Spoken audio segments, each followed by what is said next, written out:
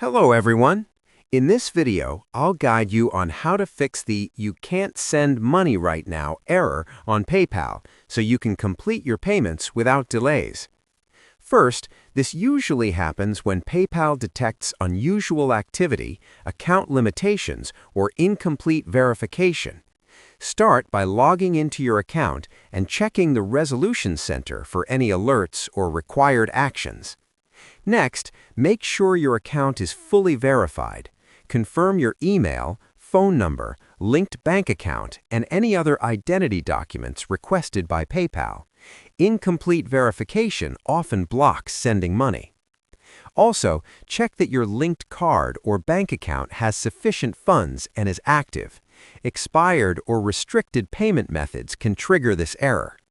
Try clearing your browser cache, switching to a different browser, or using the PayPal mobile app, as sometimes technical issues prevent transactions.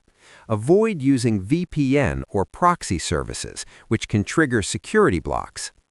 If the issue continues, contact PayPal support for a manual review to resolve any account-specific restrictions.